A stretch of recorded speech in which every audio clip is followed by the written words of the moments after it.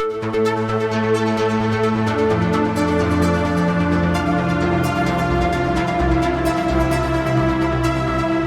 and welcome to the Sensibly Speaking podcast. This is Chris Shelton, the critical thinker at large, coming at you on this Halloween day of 2020. That is when this is dropping. And you can see I am dressed for the occasion in my generic Halloween costume, which if you caught my critical conversation show last night, you know this is also my Halloween costume there too. And so I am welcoming this week back for another round of legal interrogation my friend Ciprian Ivanof, who I have had on the podcast before to discuss legal activities, and even our first podcast was a little bit of an analysis and talk about the Scientology justice system and it's the pros and mostly cons of that. So anyway, I welcome Ciprian back. Hey, welcome to the show. Hello again, and unfortunately I forgot to be in my costume, but I don't have a tinfoil hat right now. Yeah, sorry about that. I should have given you a heads up about the Halloween episode here. Ciprian is a licensed attorney in the District of Columbia in Washington, D.C., and he and I have had some very, very interesting, both on and off the air, have had many conversations where I've gone to Ciprian and asked about legal issues. And it's kind of a funny thing. You know, one thing this is kind of funny consequence or unintended consequence of being a content creator like I am, where I've put out, hundreds of podcasts and videos talking about things with lots and lots of different people, are the friends you make and the connections that you make with people out in the big wide world of various disciplines and professions, psychologists, sociologists, neurologists, and lawyers. And so I will often, because I make friends with my guests often, not all the time, but often, I reach out to them and have questions about all kinds of stuff. And I've invited Ciprian on today because, I thought we'd record one of our conversations about some of my questions, because this last week had some pretty interesting things happen in terms of cults and destructive cult activities.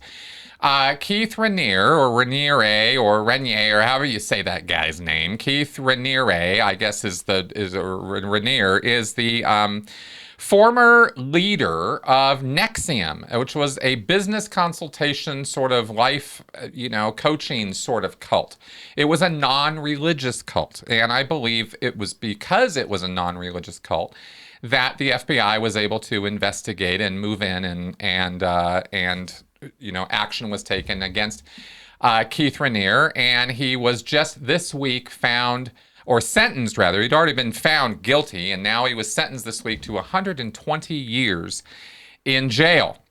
So basically, he's never coming out. He's going away, and he's not coming back. And while the world doesn't particularly mourn his loss, it was there were comments about it being a pretty steep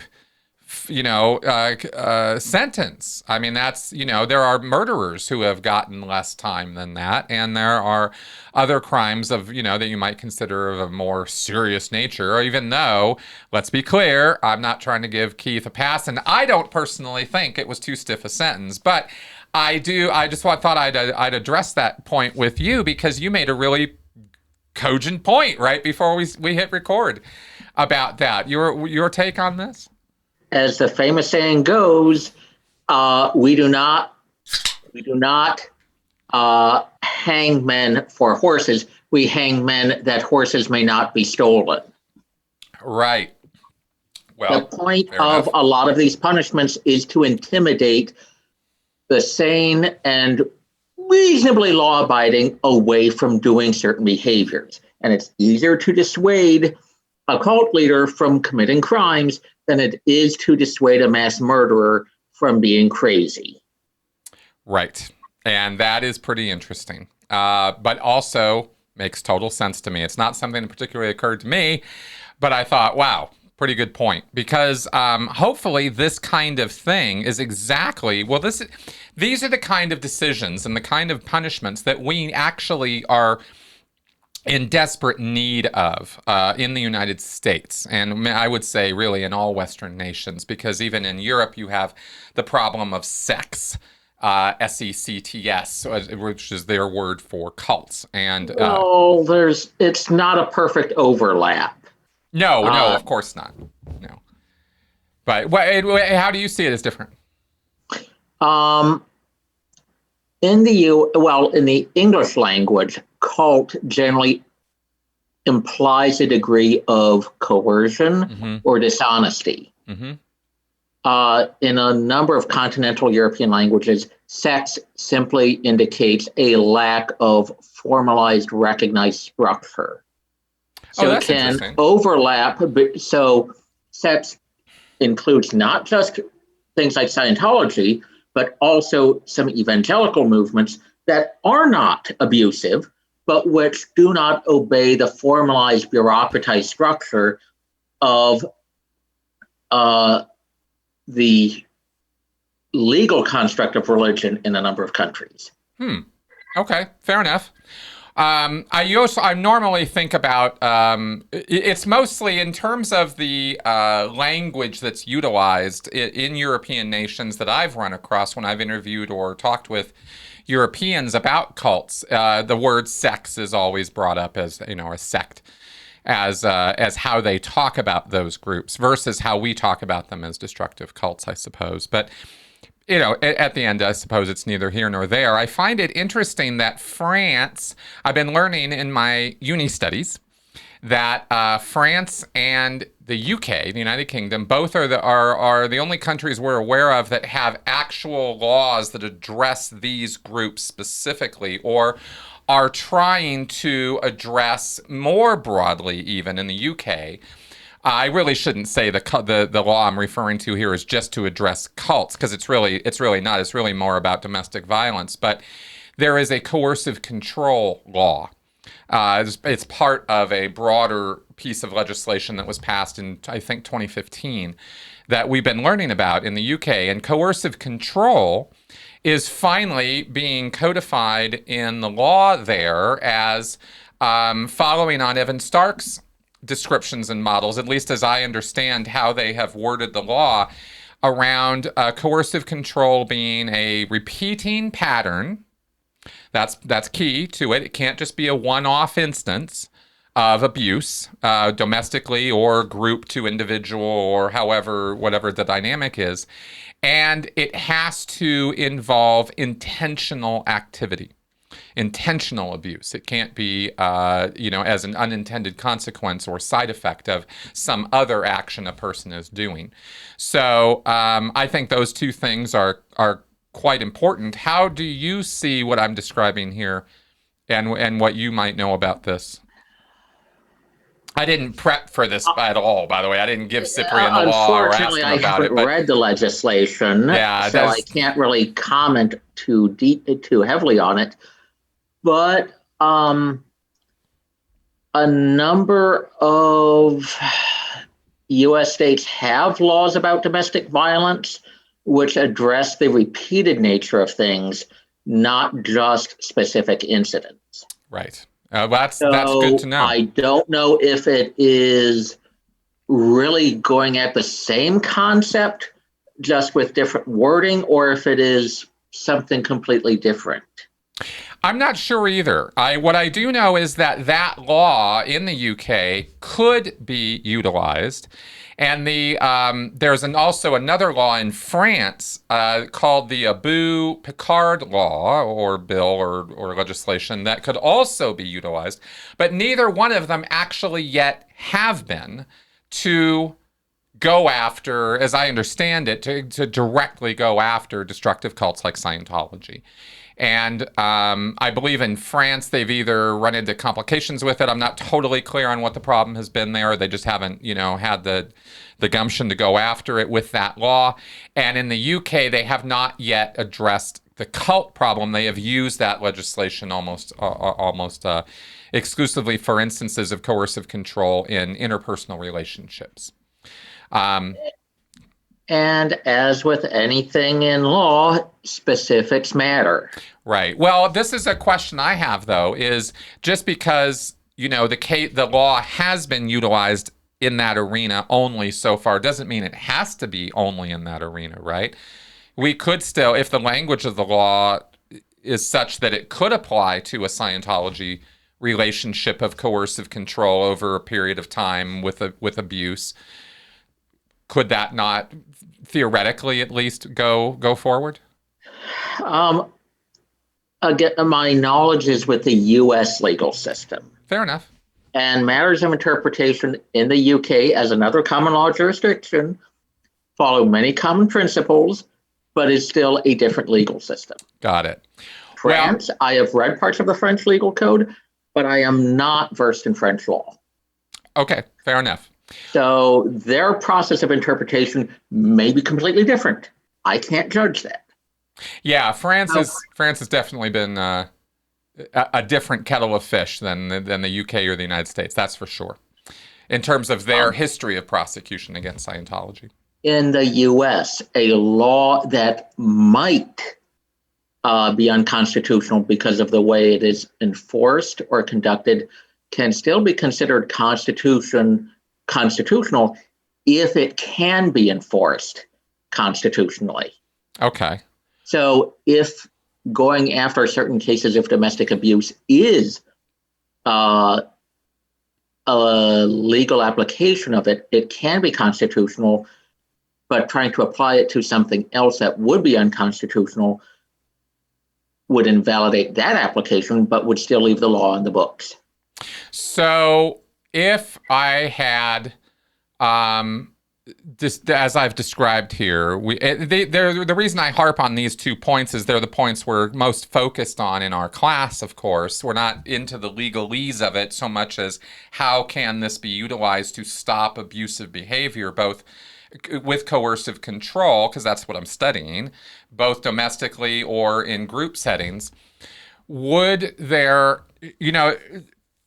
I'm wondering here in the United States about, whether we might legitimately or viably be able to bring this kind of a law over here. And because we do have this Bill of Rights with freedom of speech, freedom of religion, I mean, there are 2 things I see. Mm-hmm. One, there is a view that trying to conduct a case on the factual claims of a religious belief is unconstitutional. You aren't allowed to try the truth of a religious claim, but you are allowed to try other things. Such as physical abuse? Yes. Okay, so then why is it that we seem to have a problem, like let's say the Headley case years ago in California, where they try to bring a case of, abuse, physical abuse, they were, tortured, etc. And I think it was under human rights abuses, and this was dismissed because this all fell under the purview. The premise is that they consented to it. Right. That is the big problem. Okay. How do you determine if people consented to what ended up being done to them? And that's interesting because it only really validates one decision. Your initial decision to consent, to agree, to sign a contract, to give over, to say, yeah, I'll join this group. I want to be part of this. I understand the discipline's harsh, but I want to do this.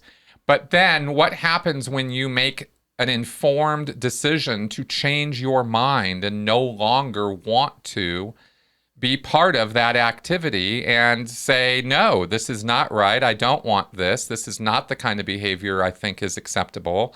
And I want you to stop. And yet somehow that doesn't get recognized because of that initial decision. How does the law deal with that? Like, why can't you change your mind?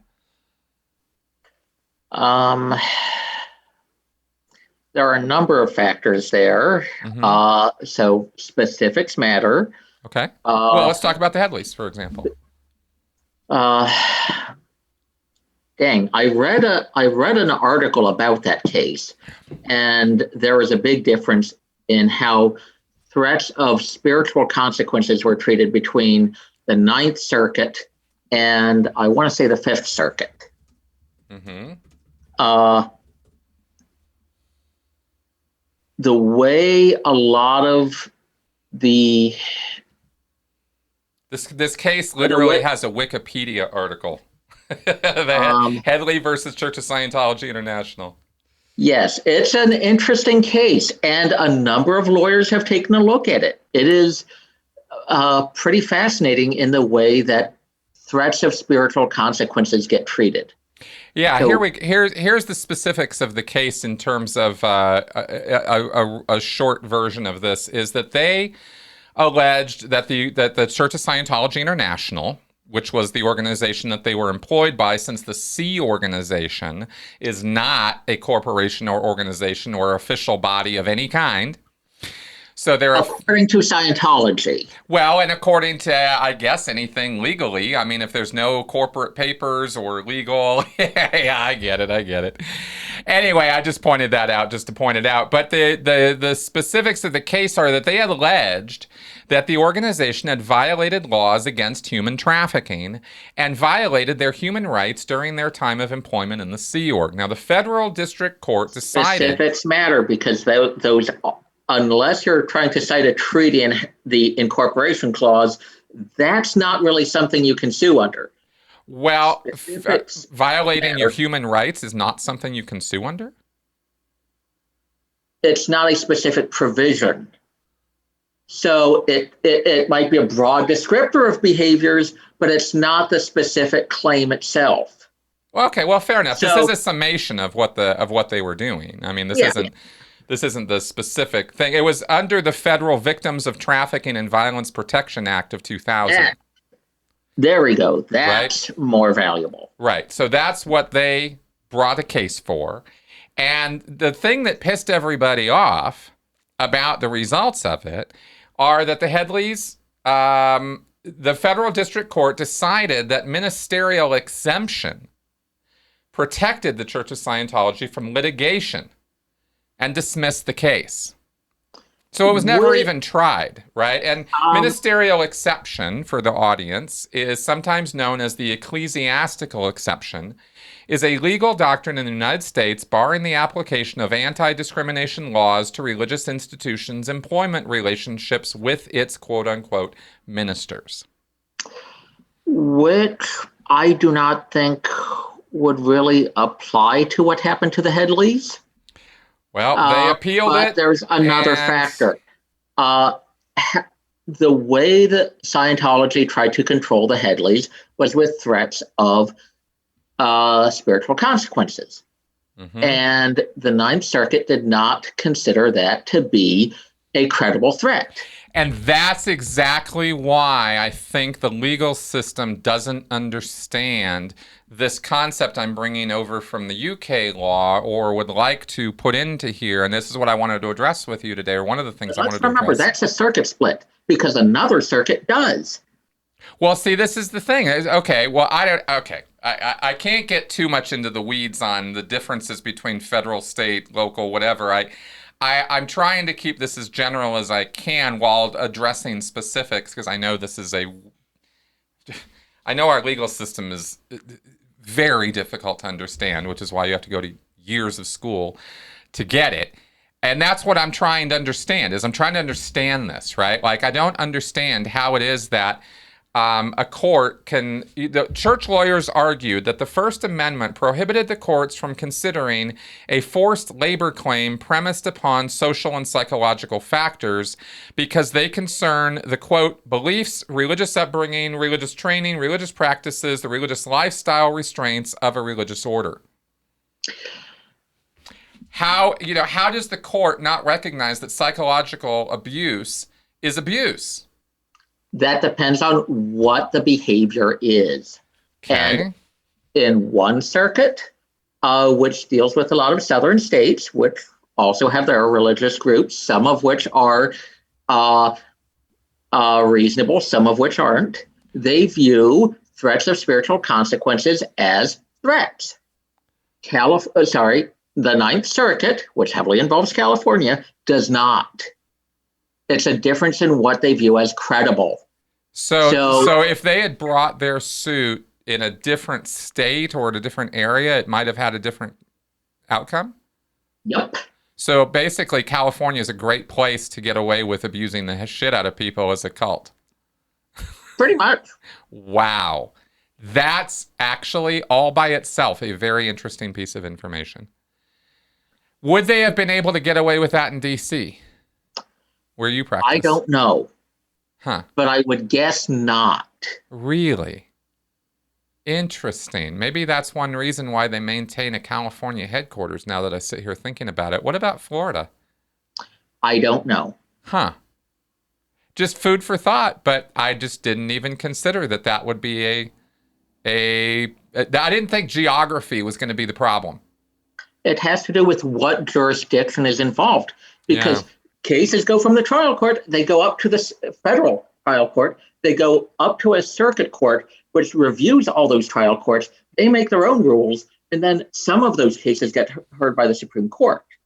But a lot of the time, there's disagreement, and that means there's a circuit split. So one group of courts decides, we really think that is a credible threat. Another says, no, we really don't think that's a credible threat.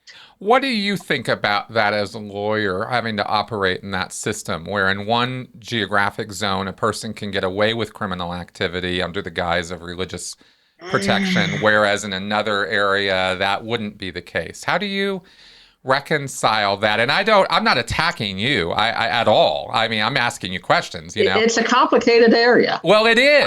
But I wonder, how do lawyers reconcile this? Because the law is, most citizens, most of us don't think about things that compartmentalized.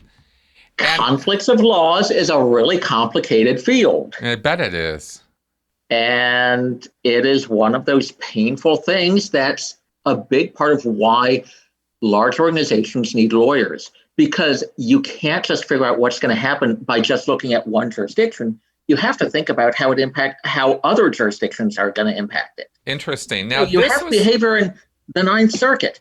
That activity has one standard of threat, but you do something in another circuit, they're going to judge it differently.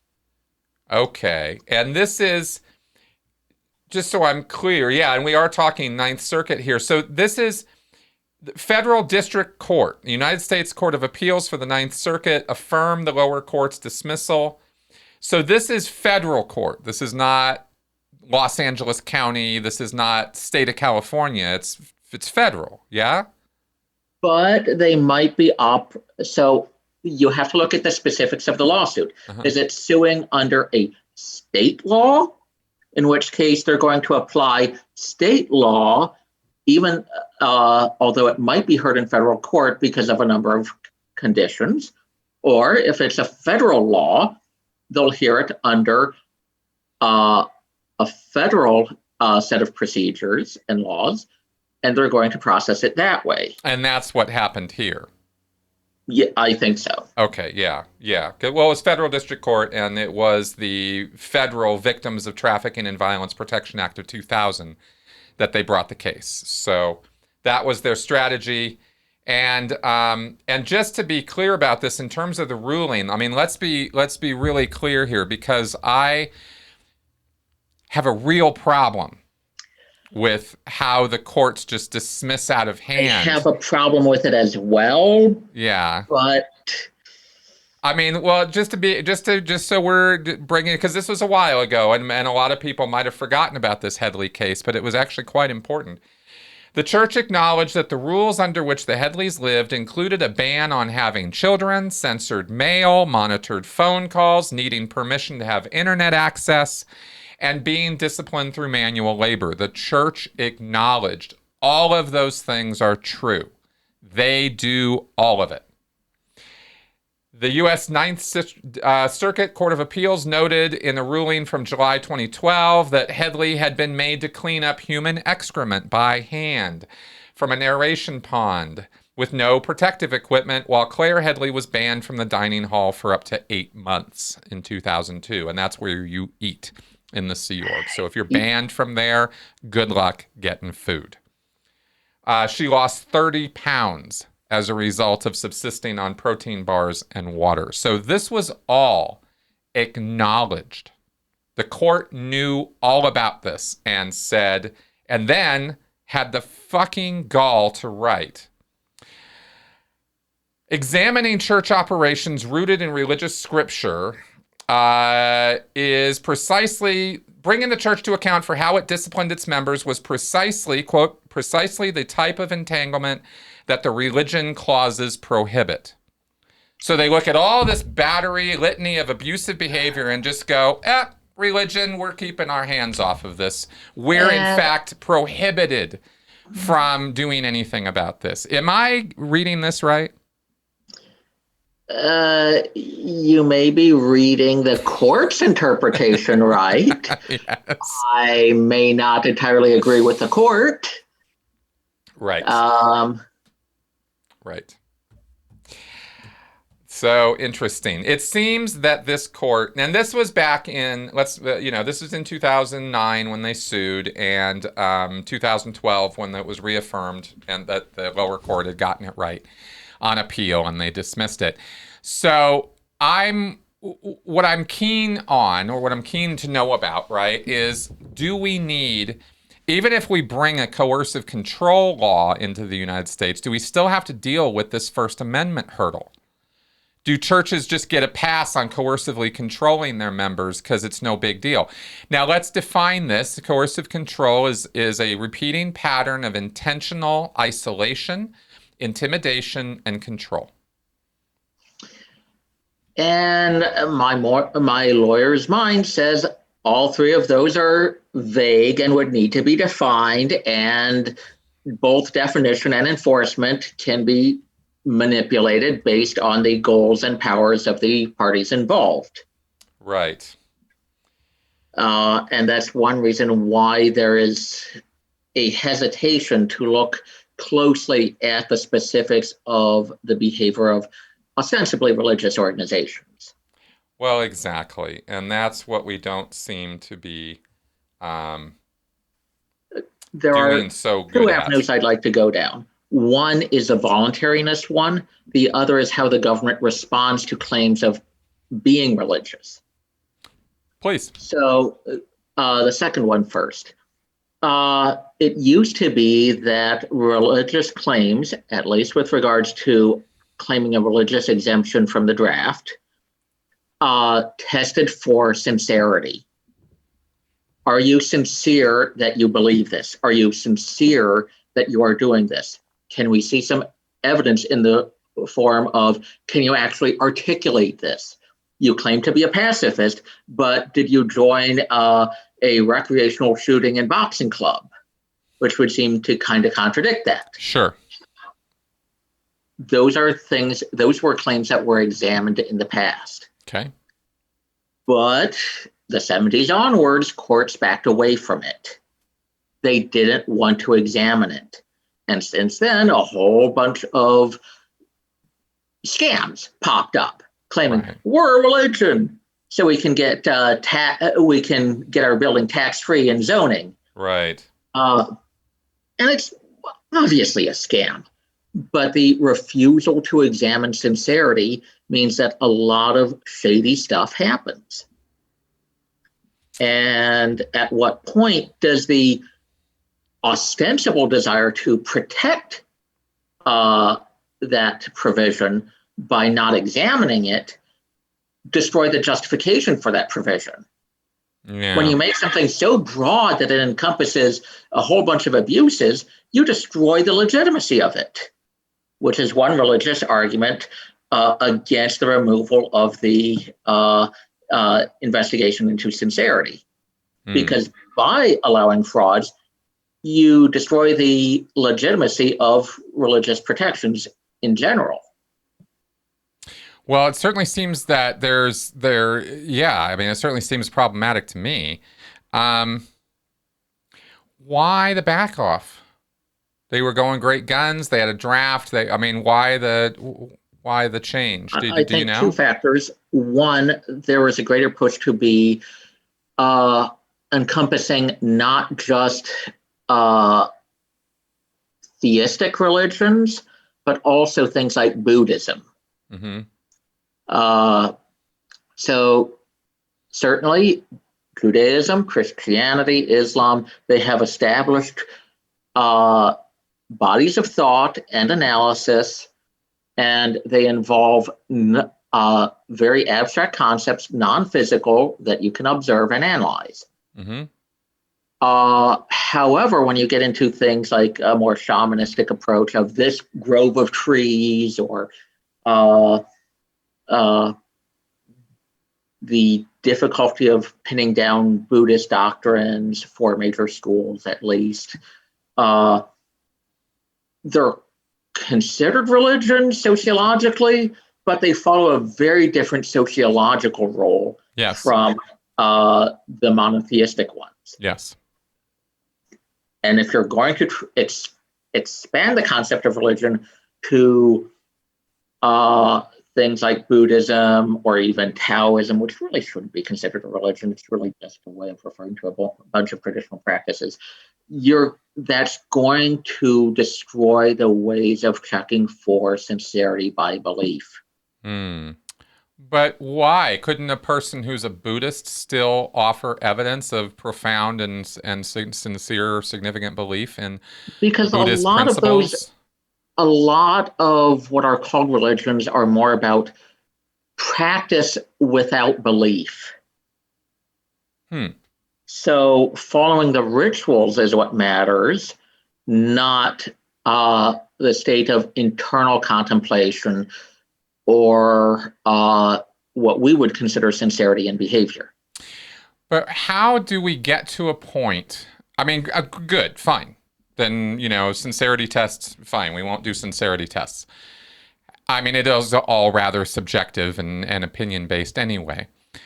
What I think most people who get into the Scientology watching sphere or the cult watching sphere feel assaulted by, when their sense of reality starts getting assaulted, is what I was reading from Headley's case, where the court acknowledges gross physical, mental, psychological abuses have occurred. I mean, Claire Headley loses 30 pounds over, I mean, she's already a slight woman. And, and there is this abusive behavior, and it is shown to be an ongoing, they didn't even get to trial, but even in the beginning parts of the case before it was dismissed, they were shown that this was a repeating pattern, that this was abusive, that they considered it abusive, and yet it gets a pass. And so what I'm guessing, because of the religion angle, it said right there, the court looked at that and went, nope, this is what the religious stuff was written for. And that goes to the second element. I mentioned it first, voluntariness. Mm-hmm. Because you can consent to a lot of stuff that would seem shocking if it was imposed on you, but if you volunteer for it, mm-hmm. then it doesn't seem problematic. So in the sphere of religion, this seems to have some sort of weird, the courts in America, and we are talking strictly US now, seem to have this very strange pro-religion bias. Now, the First Amendment talks about, I mean, I'm just talking about perception here, right? I mean, maybe they don't, but this is how we end up having to look at this, right? Because I consider it from your background. Well, yeah, because like, for example, you talk about consent or voluntariness, and I think to myself immediately, I start lining up other analogies. And you're talking Scientology, and there's so much pressure there that it's really hard to consider it voluntary. Well, but yes. It's presumed to be because you're not looking at the details. Okay, well, if we look at the details, then we get into this topic called coercive control, or even more, maybe even more broadly. But I'm gonna bring this into it now. Maybe I hope I'm not gonna get overly complicated here. But before I do that, before I get into undue influence, I still want to, I got to harp on this voluntary thing a little bit more that you brought up, but I'm only responding to what you're saying. I haven't done like some deep dive on this stuff. I wanted to talk to you about it. So if somebody, it kind of brings me back to my first question. Yeah, it's voluntary all the way up to the point where you withdraw your consent, where you as an individual go, no, I'm actually not okay with this anymore. I don't want this happening, right? Or even after the fact of it. Now, that's where things get a little bit careful, a little bit, because if you are involved in an abusive situation and you never say anything about it, and then you leave and go, well, they abused me, and I guess that's how the Headleys were being looked at. I still feel that there are rights there. I don't know. I guess I see where this can start becoming a little bit more difficult, because if you never said anything during the time you were there, but I don't know. But even if you did say something during the time you were there and the abuse continued, you should still, there should still be some rights afforded to you to have that redressed. And a person can consent to go through momentary suffering. One of the problems is that consent really is a spectrum.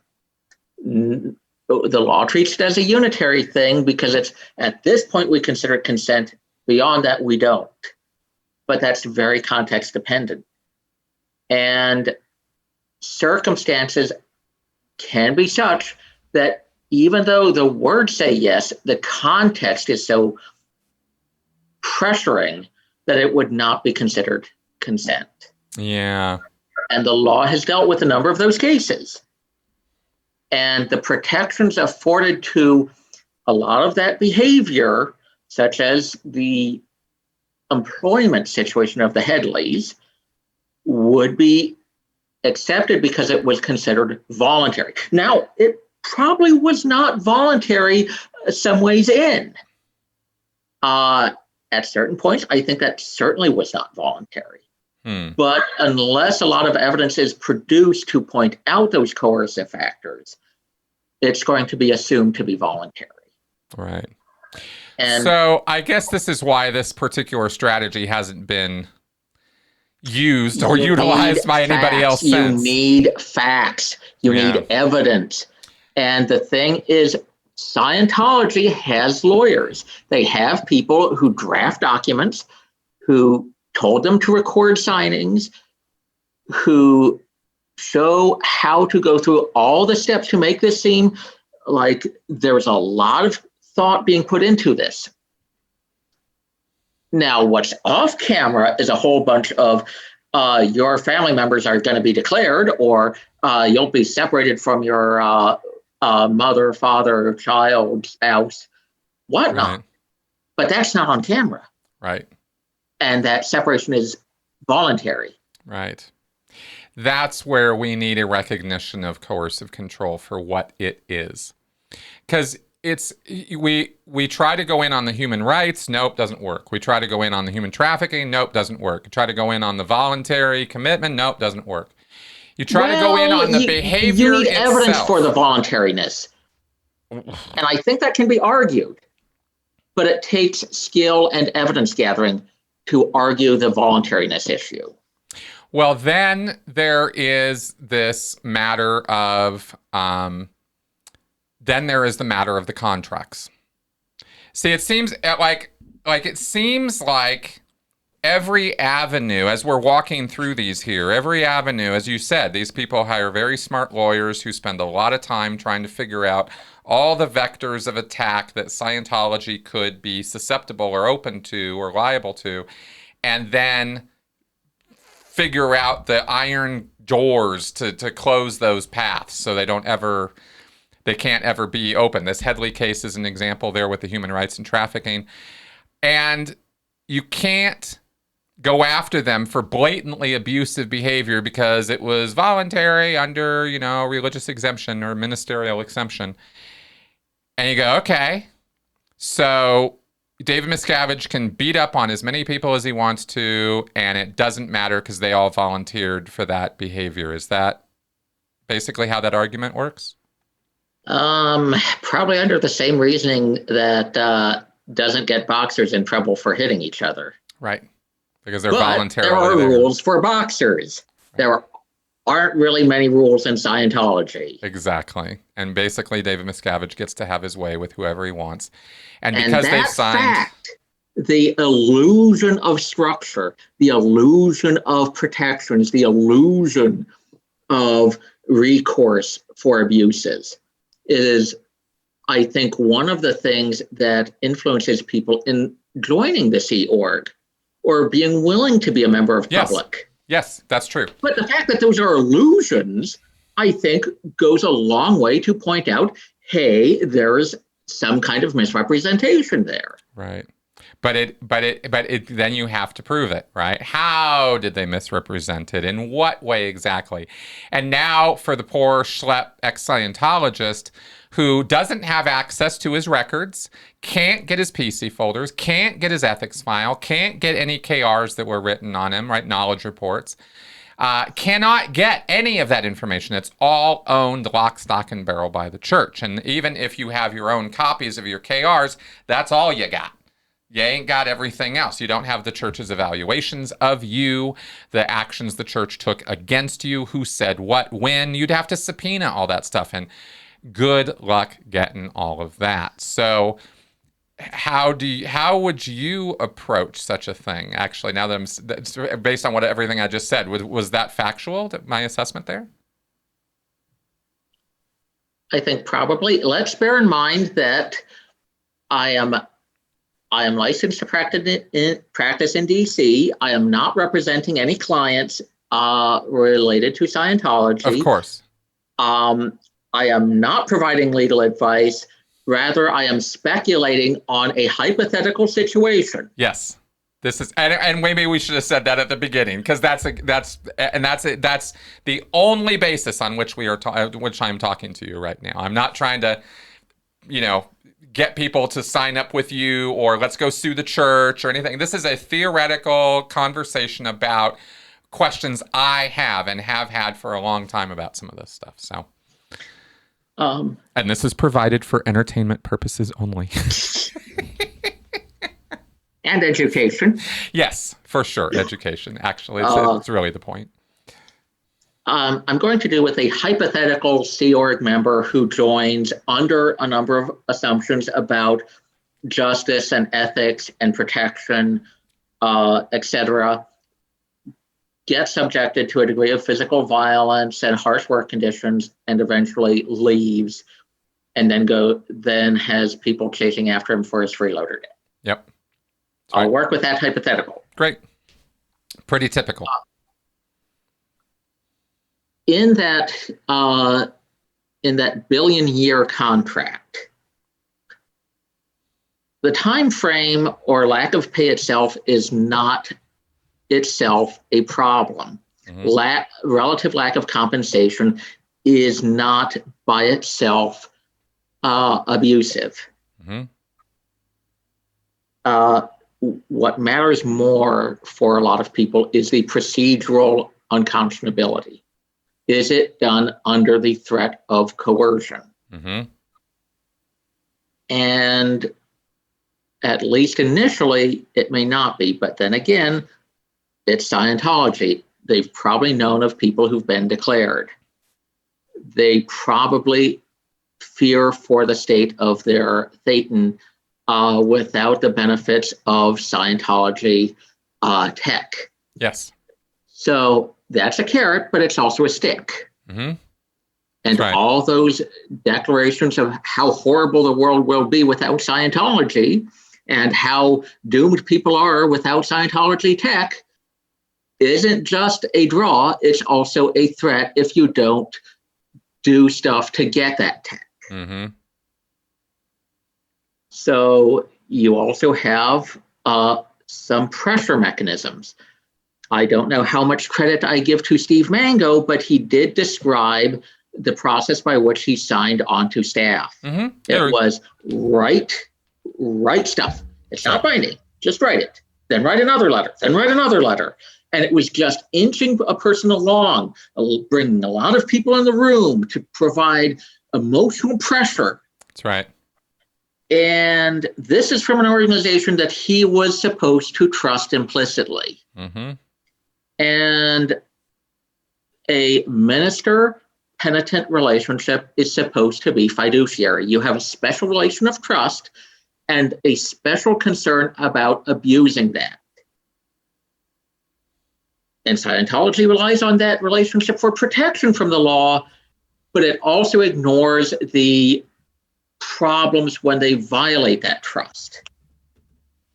So if a person's PC file ends up getting declassified, or stuff gets leaked, or a person gets slurred, that is implicitly a threat. Even if it doesn't happen to you, it is an environment of coercion. Right. Even if the direct activity is not visibly coercive, you have to bear in mind the environment of threat. And I would argue that that reduces the voluntariness of anything that happens in Scientology. Yeah, I mean, if that could be shown. And that's where we, I think, get into this concept as I understand it. And I know, and as I'm bringing this up because I know legally this is mostly gets into the business world. In fact, I think exclusively it does. But I can't help but, we use this term in psychology for how someone can have an undue influence on another person, how they can have, people have influence on others. Everybody influences everybody else to one degree or another, and there's nothing particularly wrong with that. But undue influence is where there is coercion, threats, real or threatened violence or consequences, perhaps illegal consequences. And how does that get so legally undue influence is a business contract thing, right? There are two doctrines. One is undue influence that comes from the tradition of equity, which is now largely merged with law, but it's one set of ideas about how you compel people to do the right thing, even if it's not the law in the books. The other is, and I can't remember the exact phrase here, but it's more like responding to fraud, which is the branch from law. There's a lot of overlap. So undue influence generally pertains to close relationships, but fraud might be more general. Okay.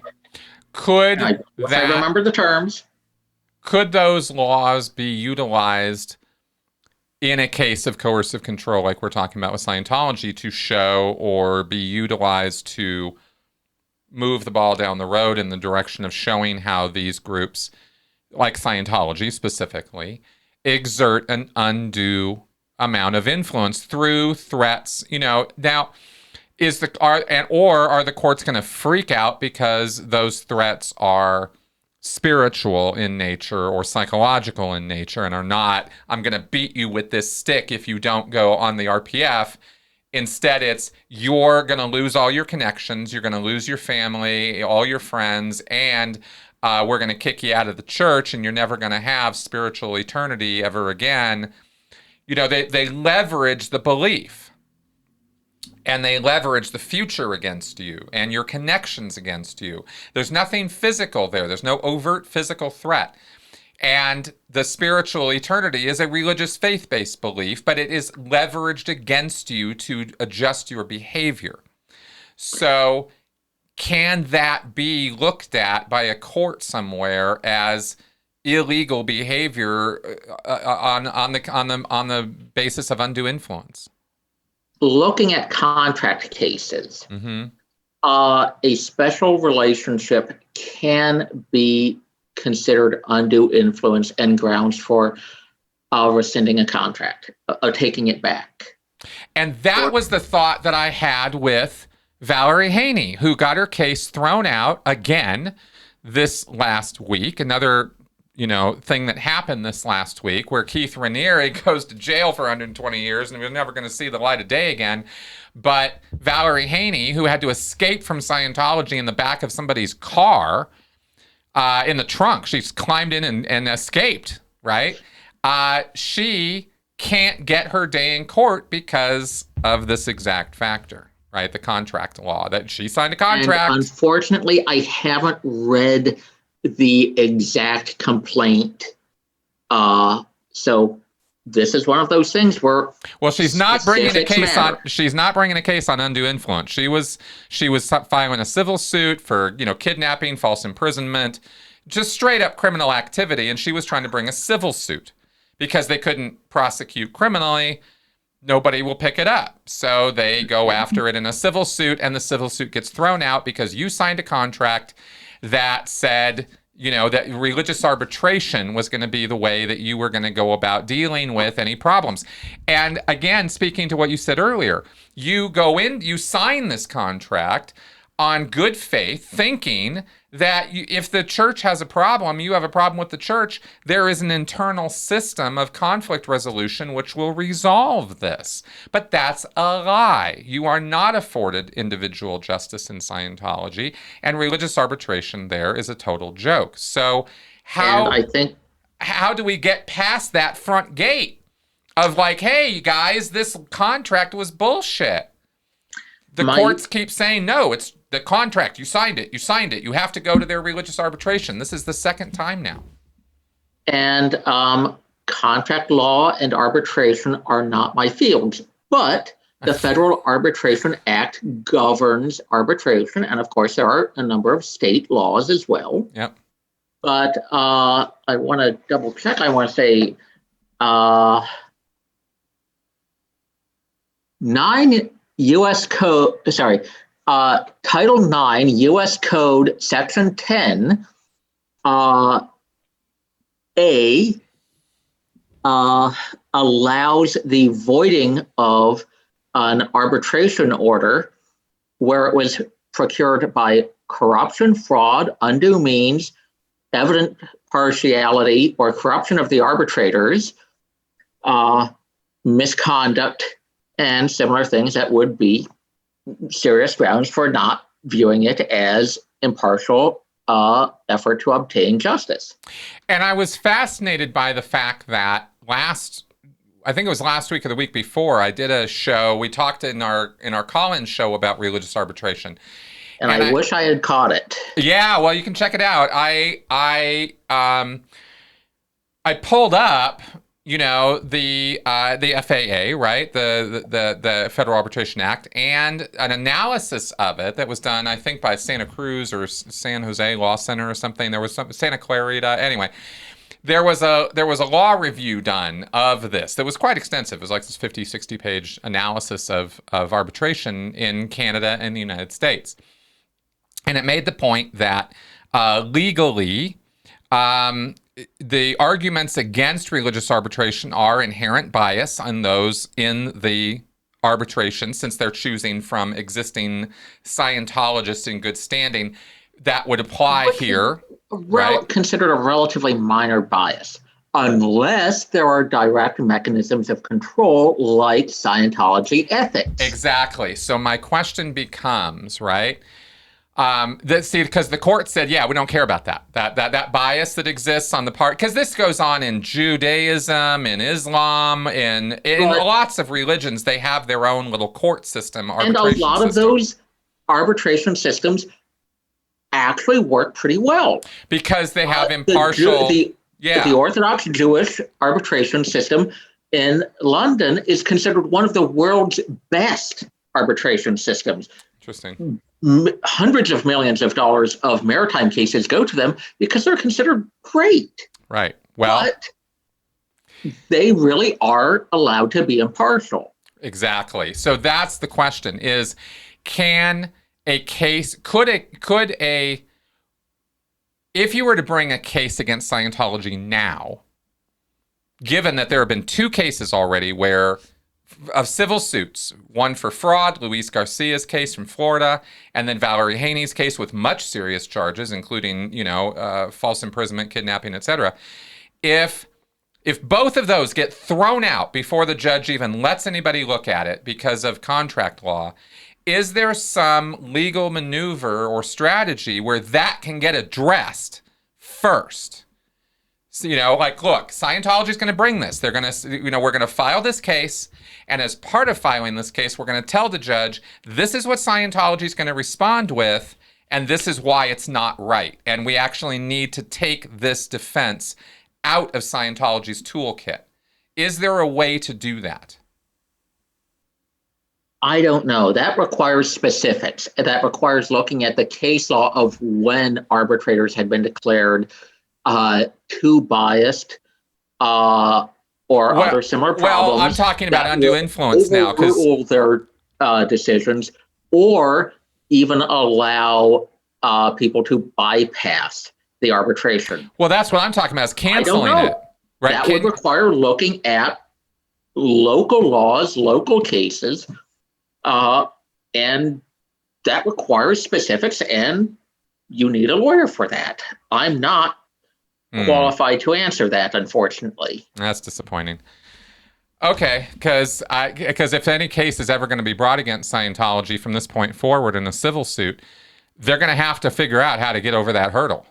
And I thought think the evidence of Scientology's arbitrators being unable to be objective is pretty strong, considering the nature of the internal controls within Scientology. Exactly. Now, can you make that case without putting Scientology's religious beliefs on trial? I think so. Okay. Because that strikes me as the first thing they'll try to do, right? I mean, Scientology tries everything they can to get cases dismissed. So, while I do not agree that it is a religion, I will at least acknowledge their ability to try to use that argument. Oh, well, they've been recognized officially in courts as a religion. There's no, I mean, that ship's already sailed. It's just a matter of can we show that they are exerting undue influence over their members when they make them sign these contracts, or through this continuing use of these contracts. Now, with the contracts themselves, let's bear in mind that people volunteer for nasty stuff all the time. And that can be voluntary. The life of people in some jobs is absolutely miserable because of toxic work environment, poor conditions, long hours, and that's considered legal. And even though it is a miserable work environment, it's not considered cultic or coercive in signing into that. Even in these cases, they have provided, in Valerie Haney's case, for example, to be very super specific, and also I think Luis Garcia's appeals, they provided the court with documents from former members. Mike Rinder, Leah Remini, etc., said, Judge, Mike Rinder literally is like, look, I'm the guy who actually helped put this together. I worked with the church's attorneys to create this fabrication of, this veneer of justice that it was absolutely positively never intended to ever help anybody but the church. And the courts and the judge just doesn't. I don't even know if they read them. Are they required to even read these things? As judges? I don't know, because I know that executive agency officials are not required to read every document they receive, just enough to make a rational determination. Judges, however, I don't know if they're required to read everything. Okay. It's probably a higher standard for judges, but I don't know. Okay, it just occurred to me just now because you can't tell in looking at their decisions if they even did. They don't seem to even acknowledge the fact that that there are people. They don't have to acknowledge everything. No, of course not. But I'm just saying I didn't. I also that Mike Rinder stuff, because that would be very interesting, leaving aside all other applications. Yeah, no, check out Tony Ortega's blog on Valerie Haney's case. He posts all the legal documents, the decisions, everything. It's all there. So wow. I'd actually would love you to take a look at that and go over those, because you don't see in the results, you know the situation. There are very few things I know as intimately well as I know Scientology and how it operates and the culture of it. And so I know it's a criminal enterprise. I know they are screwing with people 24/7. And so when you see a judge go, nah, religious arbitration, off you go, do your contract, you signed it, so off you go to religious arbitration. And they're saying, look, judge, this is bullshit. This is not right. They just shouldn't be doing this. Yeah, I don't care. Off you go. You can't help. The true scare of Halloween, Scientology's legal status. Basically, my point, right? Basically, why I'm doing this on Halloween. I was going to actually end with that. I was going, the scariest creature you're going to run across this year, besides maybe COVID, is the Church of Scientology, is these destructive cults taking advantage of the legal system. And I feel like they're taking advantage of this system. I want this system to work for us. But I have to be honest with you that the thing that drives me to contact you about this in the first place is I am honestly starting to really wonder if there is any legal avenue of redress for the wrongs committed by these destructive cults against their members. I think so, but you have to be careful with your argument.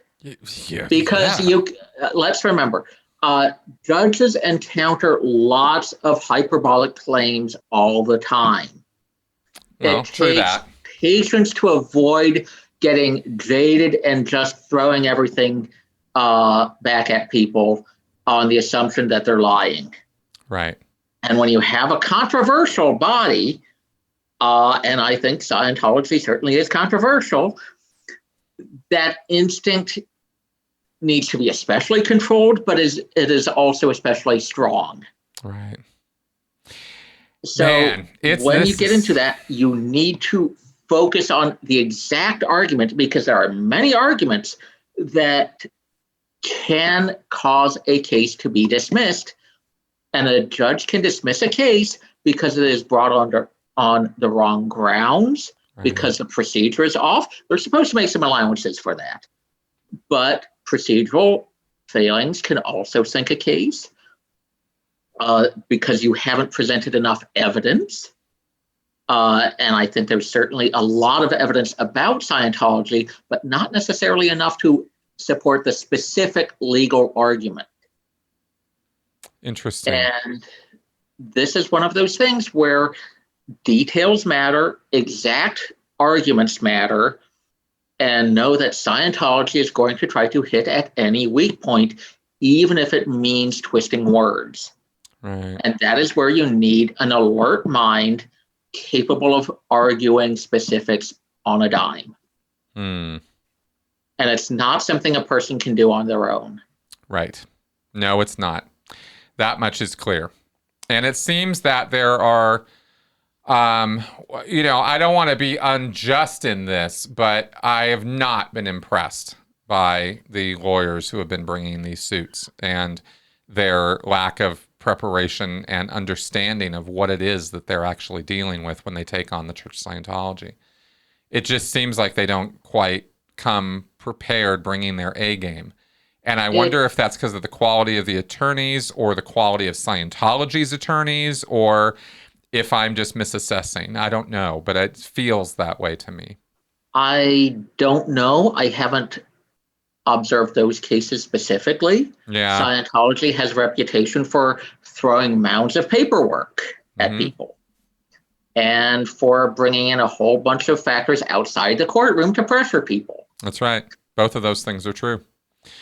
And that is not something lawyers normally deal with, because judges usually shut down the mounds of paperwork, and it's rare that people can throw a whole bunch of outside the courtroom factors against attorneys. Usually, attorneys themselves are off limits, even among mobsters. Interesting. That itself was interesting. Huh. Yeah, this is difficult, man. This is frustrating. It's frustrating as a trauma survivor, former member of a group, and now somebody who's, I'm trying to learn about this subject in a much more broader sense, and trying to figure out how we can help the victims of these groups, because there's a catharsis there to be had, and when you can strike back against your abuser in some fashion that's effective, and useful and shows the world that they can't get away with that kind of abuse anymore, it matters. I think that kind of thing is important, but we seem to be hampered by a justice system that is more involved in the the commas and the dots and the T's and stuff than justice. And this is and I know I always have to put my friends on the spot for the failings of the systems they're part of, and it's awful, because I'm not trying to put you under the, okay, Ciprian, now you have to answer for the legal system. But as somebody who works in it, can you understand the frustration of the people who outside of it, who don't understand all the complexities of it and feel helpless to do anything but shake our fists at this system that refuses to acknowledge that psychological coercive control is a real thing? And the irony is that I have an easier time with the legal system because I see recourse in it that I don't see in the court of popular opinion. Yeah, well, the court of popular opinion. There's a different way of thinking about things. That's for sure. I don't like the fact that we have to try the case against Scientology and against most other destructive cults and leaders, by the way, from Teal Swan to, Jim Jones and everything in between. You have to try these people in the court of public opinion, because you can't, because of two factors. One, everything we've talked about already. And two, even if all of that was still, even with all of that, the additional hurdle for people, and this isn't your fault, it's not really any individual's fault, but somehow this is just an unsurmountable barrier, is the time and money it requires to bring a case against these people as a trauma survivor without being re-traumatized in the process. That's hard. That's a rough one. One of the nasty side effects of the presumption of innocence and the demand for evidence. But more than that, it's not that principle that's actually at fault. It's the inaccessibility of the legal system to the regular Joe, cult survivor, right? Or Sally Sue, whatever. They don't have the money. They have usually been bankrupted or financially raped, as well as psychologically and emotionally destroyed by their experience with the group. They can barely, there are trauma survivors, people who come out of these groups who can't even say the word of the group they were part of, the name of it, right? There is work that has to be done with some of these people in order to get them back to normal. It's years of work. And then we have to deal with everything from statutes of limitations to, all these writs and orders and legal documents that you cannot get through without hiring lawyers. And then you need to hire not just any lawyer, because apparently lawyers, the skill level and area and everything else matters. So you got to find the right lawyer who's going to actually do it right. And then you got to pay them thousands and thousands and thousands of dollars just to possibly be told. In fact, chances are you will be told, fuck you, it was a religion, you signed a contract, you did this, you did that, and guess what? There's no justice for you. And in fact, sometimes you end up even having to pay their legal fees. How are we supposed to possibly think this is a system of quote-unquote justice when that's the outcome for Here's the problem. So many people? Scientology designed itself as a chameleon. Yeah. A lot of the structure of society uses the legal system to enforce promises, because a society where people don't adhere to their reciprocal promises is one where things don't get done very well. Mm-hmm. We need contracts to be enforced for things as simple as, where are you going to eat? So contracts are essential to civilization. You also have the need for contemplation, moral analysis, and trying to discern a purpose to life. So religion is essential. Mm-hmm. And you've got to protect that. Because otherwise you're going to have so many interfactional conflicts that things are going to get destroyed, and as has happened in the past. And I'm certainly not debating any of these points. I'm starting from first principles. Yeah, and I don't argue with these with what you've mentioned so far. I believe all of these things can be true, and somehow we can still we still need accessibility to the system for the common man. But here's the thing. Hubbard, a lot of cult leaders try to reinvent the wheel, and they don't understand bureaucracy enough to survive the initial scrutiny from law enforcement. Okay. So when the first raid comes, some people bug out, some people get sickened by various crimes, and they report it. And when the police come, the cult leader can't really defend themselves effectively in court, and the whole thing crumbles.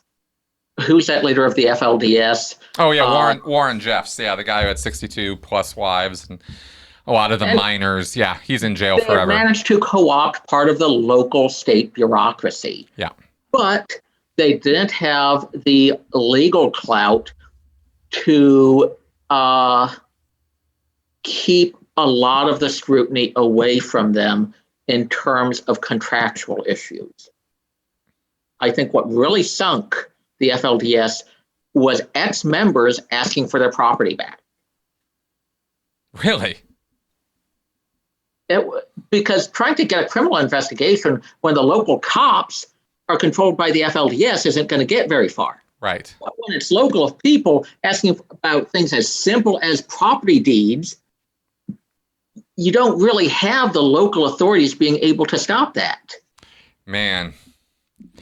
Feels an awful lot like going after Capone for his accounting. You know what I mean? Like, it's like, okay, I guess this is how we have to do it, but it's frustrating, man. I just got to tell you, it's as a non-legally trained person who doesn't really understand the system beyond conversations I have with you and the limited degree of experience I have with it. It's frustrating. And remember, Hubbard was in the Navy. Hubbard had to deal with Navy bureaucracy. Hubbard had been subject to a Navy investigation. Mm-hmm.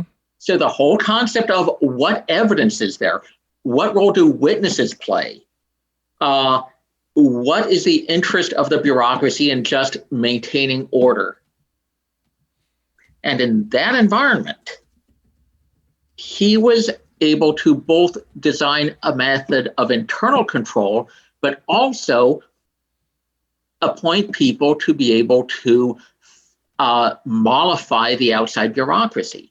And Scientology aren't stupid criminals. They do stupid things, they do crimes, but they aren't your typical stupid gang member. No. They plan their crimes in a way that tries to stay maybe a little beyond the law, but at least close enough that they can run and say, well, we didn't realize it was illegal. Right. So it's somewhat defensible. Well, let me make it even darker, because Hubbard's takeaway as of abusing it constantly. 1955. March 1955, Hubbard, quote, "The purpose of the suit is to harass and discourage rather than win. The law can be used very easily to harass, and enough harassment on somebody who is simply on the thin edge anyway will generally be sufficient to cause professional decease, if possible, ruin him utterly." That's the full quote there. So that's cases as intimidation. That's when the justice system itself becomes part of a destructive cult's coercive control mechanisms, then something's really wrong. You know? And I think that might be part of it. Maybe what I just said might be the summation of the actual point of frustration that us ex-cult members feel watching this nonsense play out in courts, where it's cost these former members thousands, tens of thousands of dollars just to get there. And then they get told, fuck you. You got no leg to stand on. We got nothing for you. Off you go. I got to tell you, man, at the end of the day, it's dispiriting. It's morale destroying. And the problem for the court system is, how do you distinguish between someone who did it voluntarily and just had some emotional bitterness later and an actual abusive situation? Right. But And as long as you're required to treat every case individually and start with the presumption of innocence and demand evidence, constant demands for evidence, and constant demands for process, they're going to rack up the bills of the person who's trying to vindicate what happened to them, but it's also going to frustrate people. Yeah. That is Scientology's and a lot of other organizations' way of calculating the legal cost versus the intimidation cost. Right. Right. Well, clearly Scientology's calculations are that they can spend, they're willing to dump millions of dollars into defending themselves from these suits because they're protecting their cash cow. I mean, let's be clear, right? And the calculus is, the accountants run the calculus. I always take it for granted that in any corporation beyond, about 100 people or so, you're probably going to have some guy who just takes days and calculates every possible adverse scenario and the cost-benefit ratio analysis of like, okay, what's going to be cheaper for us to do? And it's the classic, car manufacturer who decides that they're going to let the bad part stay out there and people are going to die, but they're going to spend less in the lawsuits paying those people's families off than they will in the recall process. So that's the calculus they go with. And you just go, oh my God. But that's, I think that's where Scientology's at too. And in law and accounting, there's actually part of the generally accepted accounting procedures, which is a body of rules about accounting, which discusses how you count the liability of lawsuits. Right. It is expected.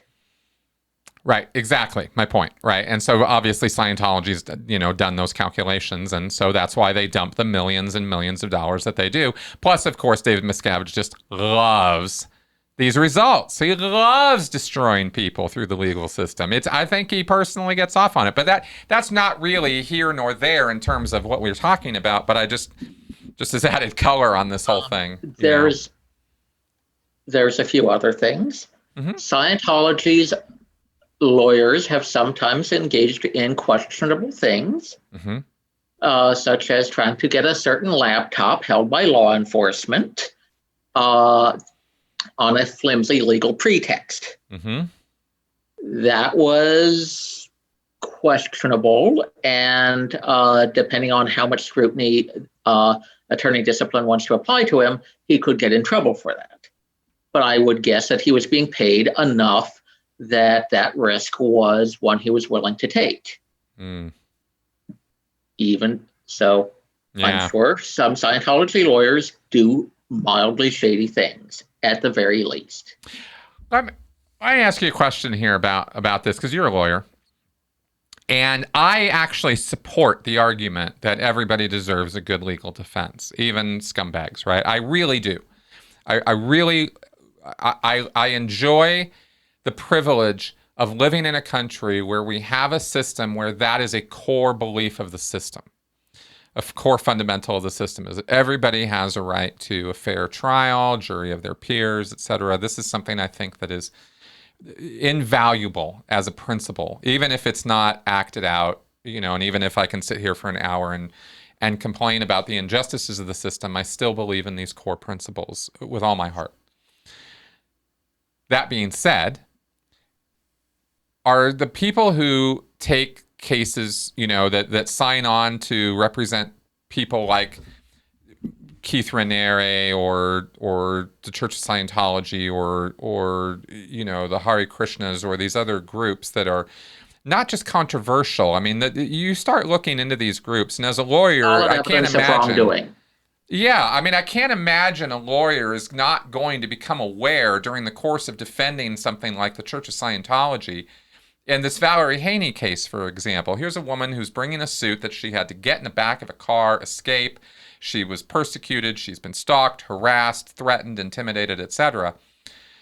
And the lawyers for Scientology are going to see all this information, and they're going to know that she's not lying. How is it just, I mean, do these people, are they operating from your experience? And I know it's not like, you haven't gone and talked to Scientology's attorneys, but is it a principled position that they believe that they're defending Scientology because everybody gets a fair shake? Or do you think I mean this professionally, do you think from your experience in the profession that these people are how the public regard them? Just catfish, just scumbags, just people who would say anything for money. I have a hard time balancing that. I can think of some legitimate reasons to represent Scientology. Mm-hmm. The system works better if the best arguments are heard from both sides. Mm-hmm. And when you have a deeply disliked and deeply suspected group like Scientology, their ability to raise important arguments and the issues of society that they bring up would be ignored without good representation. Mm-hmm. And just because they're in the wrong doesn't mean they can sometimes be right. And you have to deal with issues individually, not just on the basis of are they a net good or net bad? No, you have to deal with the specifics of good and bad. Yeah. However, you're not allowed to be an accessory.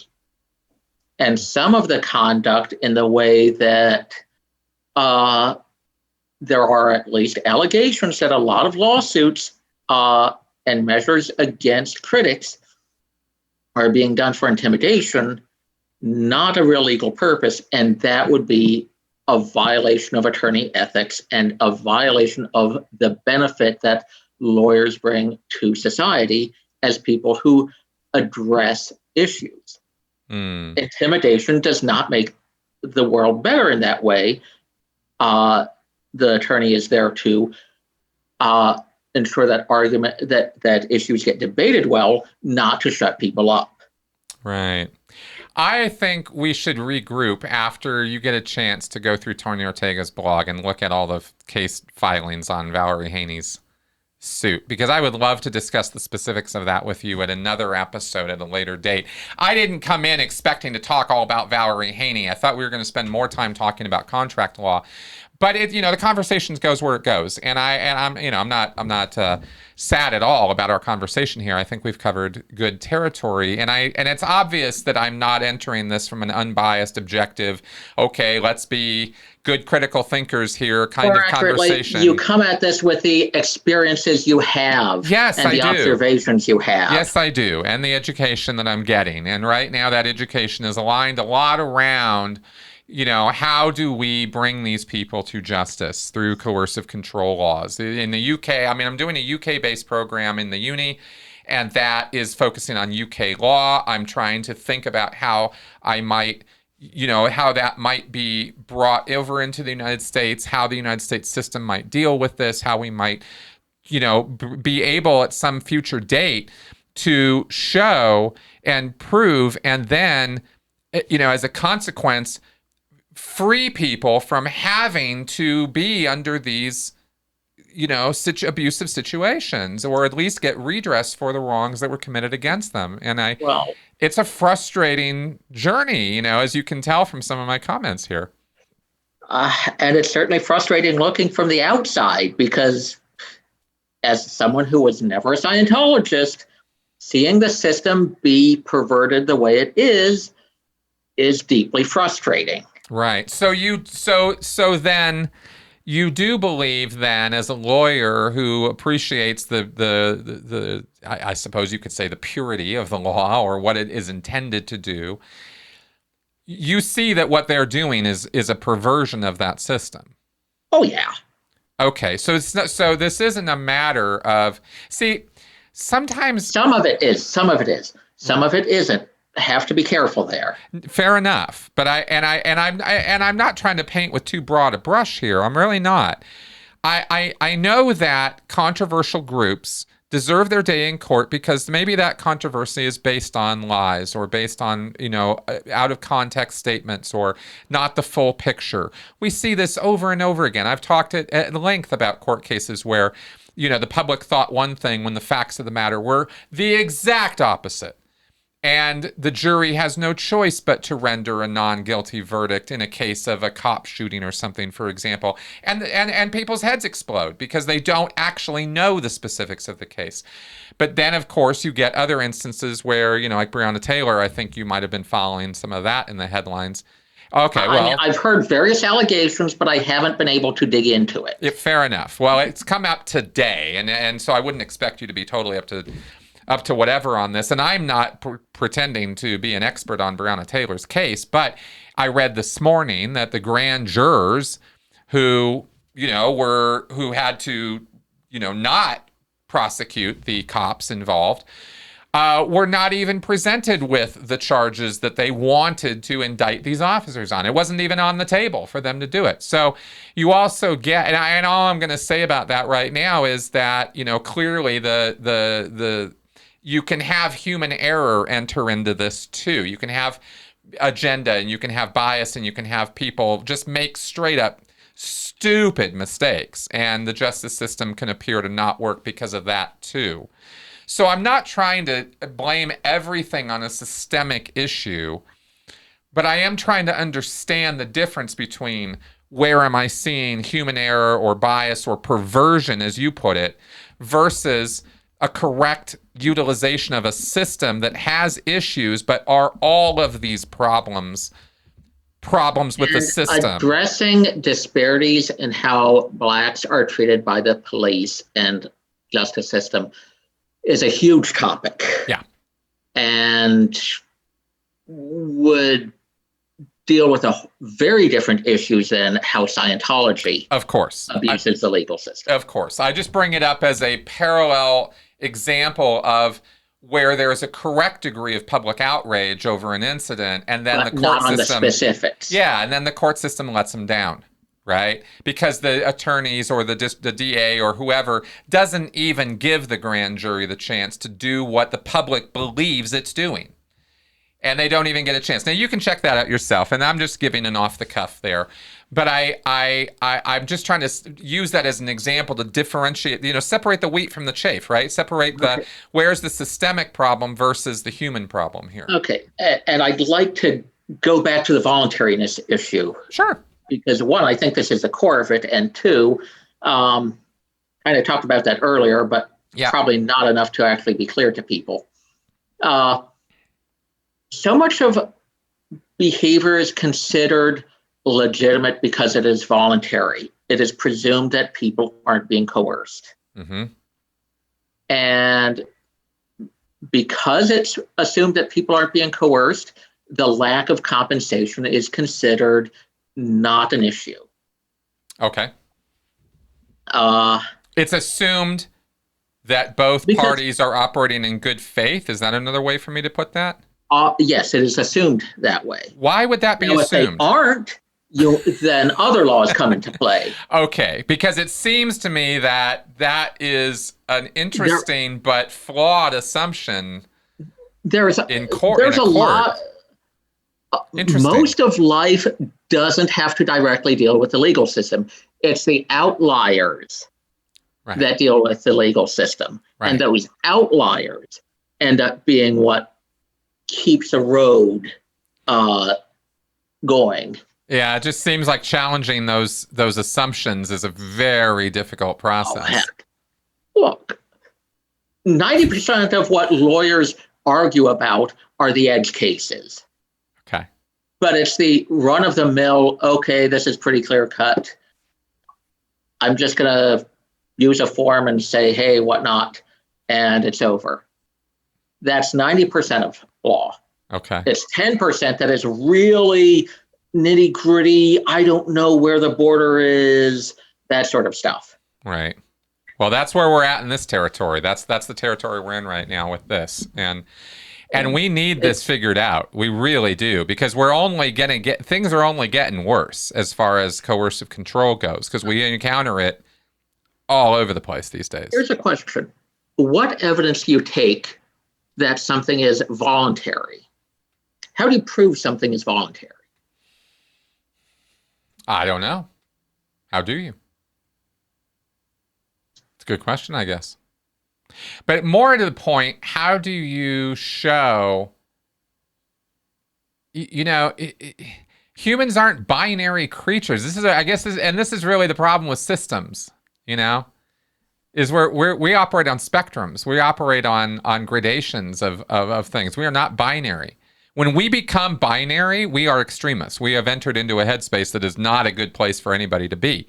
So it's interesting. It's interesting because this is maybe at the root of the whole thing is this problem of the legal system is a system. It's a system. It is built around trying to establish predictability.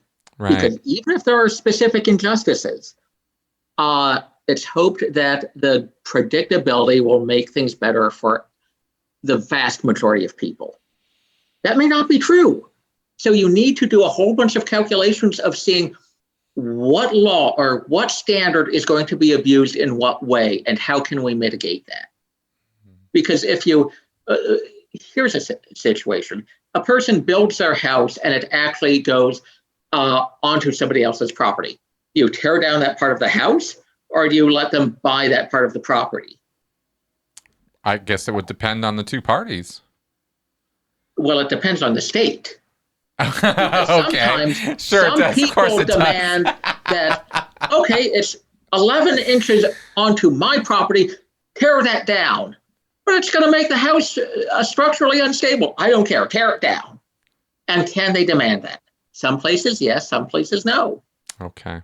But what are the incentives that creates for the person who demands tear it down? Does that seem kind of unjust? Yeah. But it is a way to incentivize people to be careful about property surveying. Right. And if people are careless about that, well, okay, the big guy who owns a big business and who likes to muscle people out of their way, oh yeah, I accidentally built 12 yards onto your property. What are you going to do about it? All right. In other cases, you have a guy, oh, come on, gosh, gee, sorry. I don't want to have to rebuild my brand new house. Can I just pay you $12,000 for these 12 square inches of land? Oh, and that seems pretty unjust. And you don't want to encourage that. Right.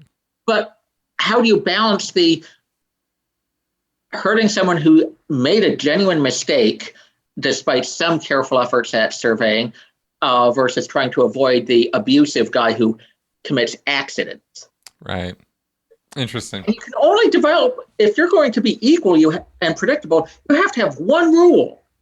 And you're going to have an abuse one way or you're going to have an abuse the other way. Yeah. And welcome to the life of a lawyer. You have to say, okay, my client, yes, he did this, but the consequences would be so much worse. And the judge has to determine, okay, is this true? Is this false? Where's the evidence? Because I can't just make a guess. I'm not allowed to guess. I'm required to make a call based on evidence. Oh, gosh, everybody's going to hate me either way. Exactly. That's, I get the point, man. You're absolutely right. I mean, this is, and you've made the point many times, and rightfully so, that context matters, and that every single case has to be looked at on its own merits because the contexts are different. Every person's going to have their own individual experiences. And for those of us who are advocating for the victims, who are ourselves victims, we're who can prove that you're a victim. Oh, no, I get it. I get it. And I understand. And I do. I understand that part of it. I think maybe in the case of, when you see things like Valerie Haney's case or the Headley's case, the frustration comes from the fact that they didn't even get their day in court. They couldn't even get the ball that far down the road before it got kicked to the curb for reasons we know are total horseshit. And that's difficult to deal with. And that's why this conversation. Yeah. And understanding how that happens is one of those things where you have to remember that courts deal with hyperbole all the time. Right. As do cops. Pun intended. That's right. As do cops. And we forget about that because we look at the hits, we look at the misses or whatever, and we forget if we're concentrating on the bad stuff, we don't want to look at or we forget about or we negate the good stuff, or vice versa. And that's humans. That's what we do. I guess then, after having gotten some of this off my chest, and maybe moving towards wrapping the show up because we've been talking for a while now, is I'd like to say that I think. I don't think it's hopeless. I mean, after talking with you here, because I have gone in that headspace, I'm going to just be straight up. I have definitely said and tweeted and thought it's just not any use. It's not even any, why bother? Why bother trying to take them out legally? There's no use. And I don't like thinking that way. I don't want to be defeatist. I don't want to be the person who says, the naysayer who turns into the, well, nobody's done it so far, so it can't be done. I don't want to be that guy. I want to be encouraging. I want to be optimistic. And it is hard sometimes. But after talking to you, it seems to me that, and tell me what you think about this, that what we're really dealing with here is when, that Scientology has been beaten in court. They have had judgments against them. They are not undefeatable, nor is any other group out there. They are not undefeatable, but it requires, people who have a pretty good, strong head on their shoulders. And I'm talking about the lawyers now, the people who are going to bring the strategy, who are going to advise their clients as to what to do. It really takes research and knowledge and understanding of the past with the way Scientology litigates, for example, to bring something that's going to actually work. Do you think that I'm right in that kind of stupidly simplistic assessment, or yes. Am I missing something there? I think you're right. Okay, good. Because Scientology can't threaten judges too much. They can't intimidate judges too much without dealing with blowback. Mm-hmm. So they have to play somewhat by the rules. And when you look at the specific arguments that don't relate to their ostensibly religious claims, you are going to run into things that they have done wrong, that you have proof that they've done wrong.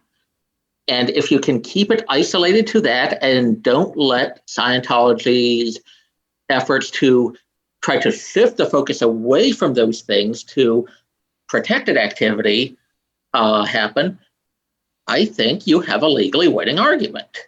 Yeah. Obviously, I am thinking of a theoretical case having to do with misrepresentation, and I am not thinking of any specific case because actual cases are harder. Of course. But there are laws about contracts and misrepresentation and violating a fiduciary relationship. And those have been found to be winners in other contexts. And those go to the core of the voluntariness issue that Scientology defends itself with. Right. Good. Well, maybe that's exactly the strategy that should be tried.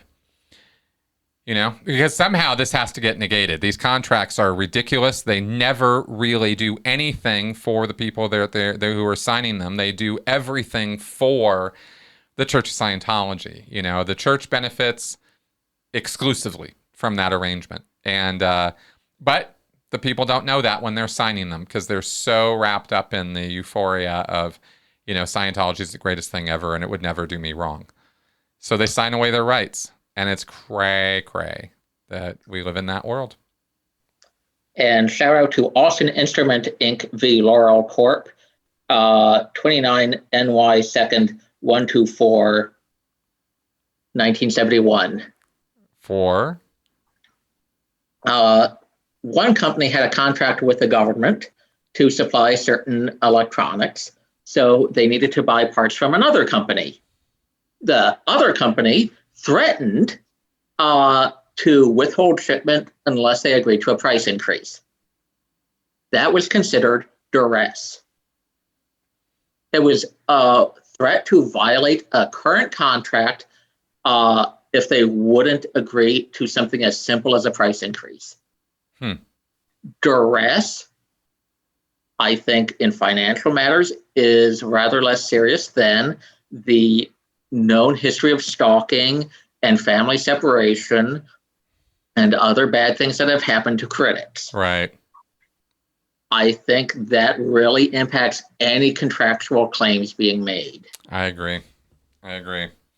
Well, hopefully, hopefully somebody smart's listening to this out there, because we need the help, man. I'm going to guess Scientology's lawyers will be listening to this too. Probably, or somebody in OSA probably listens to all my shit, but I doubt that they're running down the hall right now going, here's what they're going to do next, right? I mean, this is just a podcast, but I needed to sort this out for myself in my own head. I needed to be okay with what's going on, because I haven't been okay with what's going on. And I don't mean that I'm okay with the results and it's all good now. I mean, I need to be okay with what's going on, because you have to have hope that things can get better. Yeah, I really do. Things can get better. Exactly, I really do, and I can see lots of avenues of hope. I really can. I can see lots of ways that we could do lots of good things, and I'm trying to learn as fast as I can so I can figure out how to do them faster and better and easier and more efficiently. But it's hard. It's hard. When you get the losses and the defeats, they can be fatiguing, disheartening. It's one thing to have the courage to suffer. It's quite another to have the courage to achieve. Yeah. Good point. Well, Ciprian, thank you very much for letting me ramble here and ask you crazy, stupid questions and go back and forth on all of this. I know as a lawyer, I love to keep talking about contracts and duress and voluntariness. Okay, good. Well, like I said, I'd like you to take a look at all the specifics of Valerie's case, and maybe we should go back in on that at a future date, because I would be interested in talking the specifics of that case. And it was the latest blow, the latest activity legally in the Scientology arena. Masterson's case is a whole criminal thing, and I don't really have a lot of questions about that. I think it just needs to move forward as a criminal case, and the guy he's already been indicted. He's entering his not guilty plea. It'll roll forward there, and I don't see the same level or degree of shenanigans going on there as I do in the civil suits. I think that's where Scientology really holds a lot more sway. So it'll be interesting, though, to see Masterson's case roll forward as well.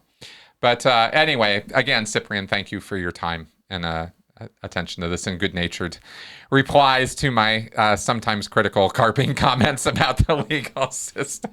Carp diem, carp daily. Exactly. All right, man. Folks out there, thanks for listening. I hope you enjoyed this, and I hope it was interesting, informative, and entertaining, and I will see you guys next week. Have a great Halloween if you're listening to this today. Otherwise, have a great week, and may the force be with you. I will see you next week. Bye-bye.